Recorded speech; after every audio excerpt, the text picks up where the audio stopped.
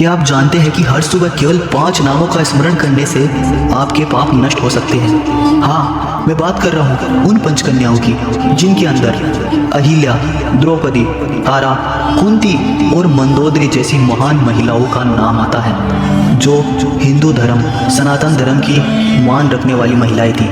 आखिर क्या था इन महिलाओं का गुप्त रहस्य जो आज तक हमसे छुपाया गया, और क्यों कहा जाता है इन्हें पंचकन्याएं? तो दोस्तों, आज हम आपको सुनाने जा रहे हैं पंचकन्याओं की अद्भुत कथा। नंबर 1 पर आती है अहिल्या, जिनकी कहानी थी श्राप और मोक्ष की कथा के ऊपर। आखिर कैसे अहिल्या को श्राप मिला और कैसे वो मोक्ष को प्राप्त हुई, चलिए जानते हैं। अहिल्या, जिनका सौंदर्य स्वर्ग की अप्सराओं को भी मात देता था, लेकिन छल से उनके जीवन में एक ऐसा मोड़ आया जिन्होंने उनको श्रापित बनने पर मजबूर कर दिया। आखिर क्या थी वो घटना? एक समय देवराज इंद्र ने गौतम ऋषि का रूप धारण कर अहिल्या को छल पूर्वक स्पर्श किया। क्रोधित ऋषि ने अपनी पत्नी अहिल्या को श्राप दे दिया, तू हजारों सालों तक पत्थर बनकर रहेगी, लेकिन मोक्ष की प्राप्ति। एक दिन जब भगवान श्री राम आए तो उनके चरणों का स्पर्श मात्र से अहिल्या फिर से जीवित हो गई। नंबर 2 पर आती है द्रौपदी, सम्मान और प्रतिशोध की देवी। आखिर क्यों इन्हें प्रतिशोध की देवी कहा जाता है? महाभारत की सबसे शक्तिशाली स्त्री द्रौपदी एक ऐसी नारी है जिसने अपमान को शक्ति बना दिया और इतिहास बदल दिया। आखिर कैसे? जब द्रौपदी का चीरहरण किया जा रहा था तब उन्होंने श्री कृष्ण का आह्वान किया और चमत्कार हुआ।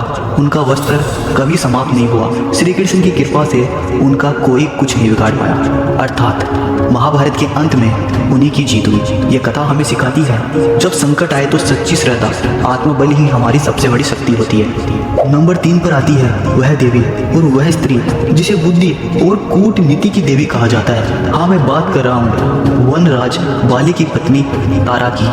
आखिर कौन थी ये? कूटनीति और बुद्धिमता की मिसाल थी वनराज बाली की पत्नी तारा। जब बाली और सुग्रीव के बीच युद्ध छिड़ा तो तारा ने समझाया कि यह विनाशकारी होगा, लेकिन कोई नहीं माना और उस युद्ध का भीषण परिणाम निकला। बाली की मृत्यु के बाद तारा ने अपने पुत्र अंगद को सुग्रीव के साथ मिलकर राम की सेवा में भेज दिया। नंबर 4 पर आती है महाभारत की वो देवी जिसने त्याग का बहुत ही बड़ा बलिदान दिया। हाँ, मैं बात कर रहा हूँ देवी कुंती की। त्याग और रहस्य से भरी थी यह माँ। माता कुंती वह महिला थी जिन्होंने त्याग का महान बलिदान दिया। कहा जाता है माता कुंती ऋषियों की आराधना करती, जिसके कारण उन्हें वरदान प्राप्त था कि जिस देवता से पुत्र प्राप्ति चाहिए वो सत्य होगा।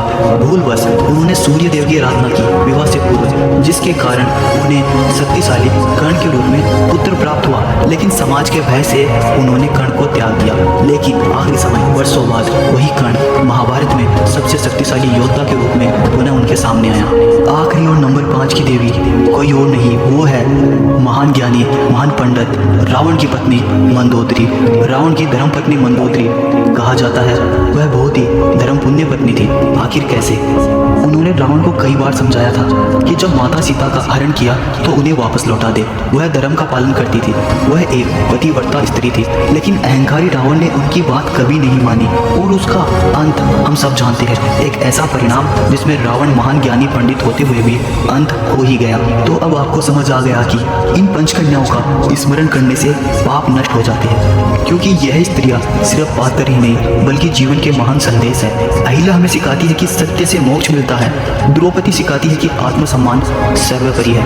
तारा बताती है कि बुद्धि से हर समस्या का हल हो सकता है। कुंती हमें त्याग और शक्ति का प्रतीक है और मंदोदरी दिखाती है कि धर्म का पालन ही सबसे ऊपर है। दोस्तों, अगली बार जब सूर्योदय हो तो आप इन पंचकन्याओं का स्मरण जरूर करें। आपके जीवन में भी एक सकारात्मक ऊर्जा और सकारात्मक संदेश जरूर आए।